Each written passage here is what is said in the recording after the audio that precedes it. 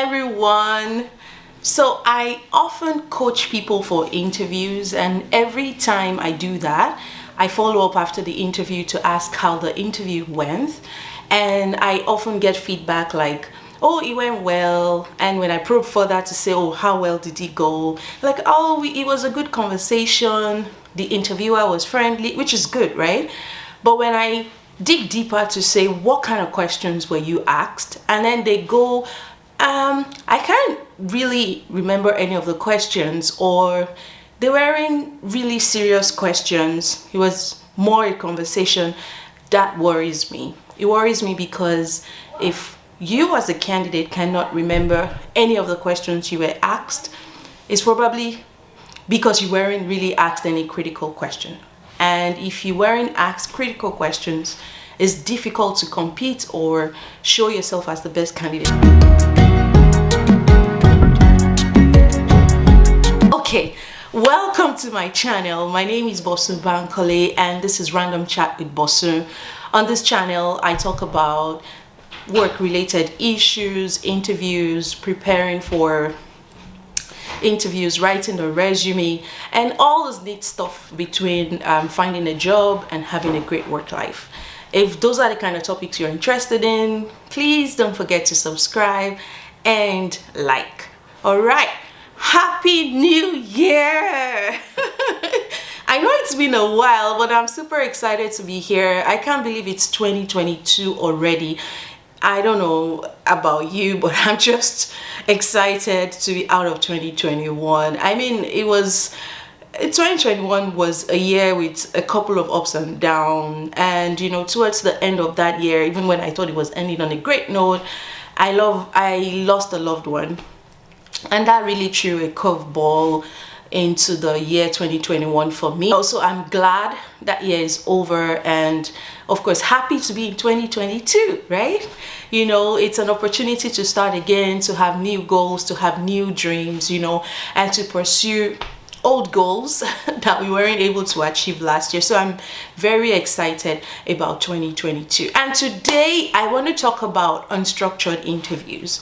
So nobody goes into an interview expecting that it will be unstructured. Everybody goes into an interview expecting that, yes, it will be a serious interview with questions and then you're ready with answers to those questions. But trust me, not all interviews are structured, right? Sometimes they are so unstructured, and you know, there's been a lot of articles written about unstructured interviews, especially how it's the wrong approach to finding a candidate because it becomes highly subjective. There's no focus to the questions, and sometimes the questions asked has nothing to do with the job.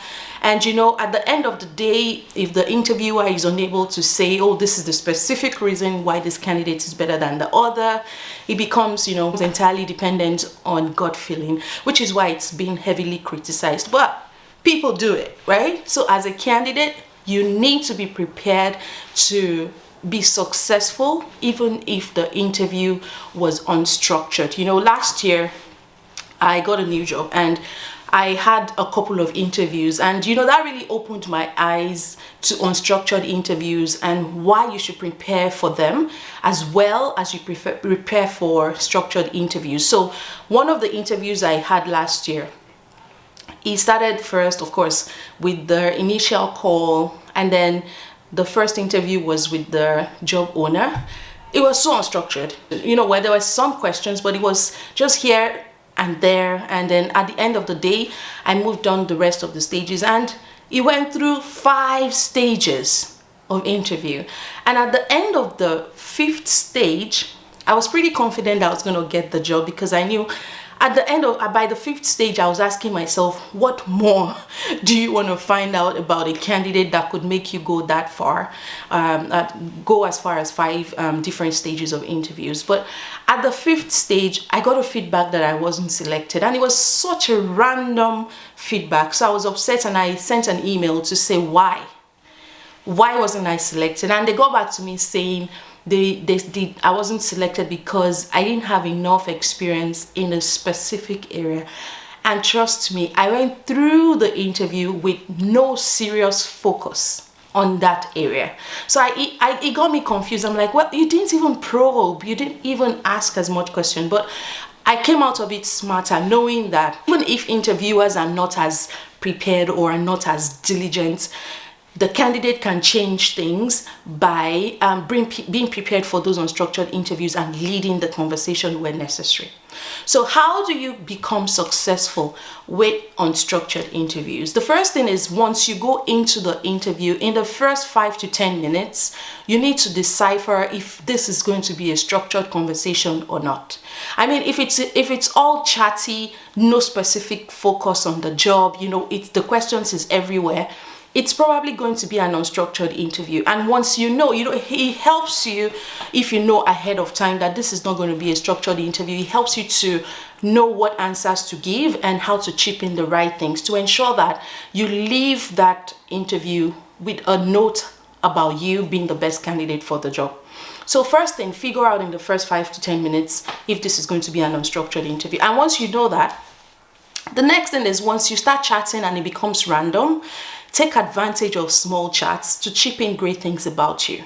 So for example, if it was random about maybe the weather, and then they're like, you can chip in things about, maybe if you're an immigrant, like I'm an immigrant and weather was a great change for me, but it also speaks to how resilient I am to adapt to changes, Take advantage of small talks to chip in things about you that's unique and that could create a great picture of you as a candidate with the interviewer. Now, once you get deep into the interview, the time is going, and you also find out that they've not really asked you critical questions about the job. If you leave the interview without ensuring that you point something out about the job, or you own the conversation to show your strength, they will not have any notes to take. And it's dicey. I see this all the time.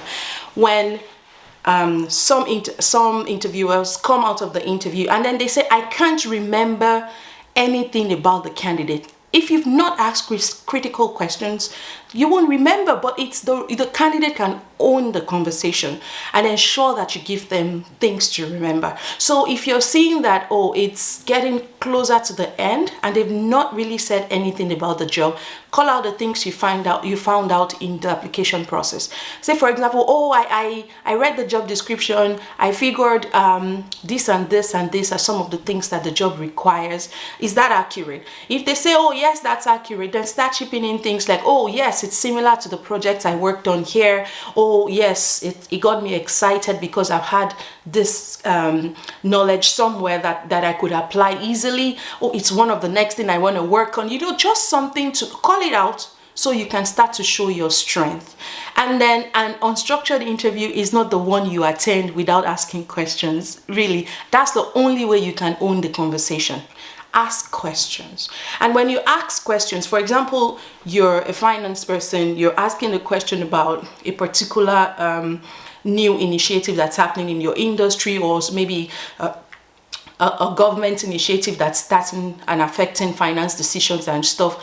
Ask what the company is doing about it. And when they answer, follow it up immediately with your knowledge, so that you leave a mark. Though I had bad experiences with some unstructured interviews, I've also had great experiences where I remember vividly how they weren't asking the right questions that could really position me as a great candidate, and I was jumping ahead to say, how about this and how about that, and this is what I know and this is what I can do. That way they don't have a doubt about you being a great candidate or you being able to take charge of that job if you're given an opportunity, right? That's all I want to share to get us started. So look out for unstructured interviews as you get going in the year.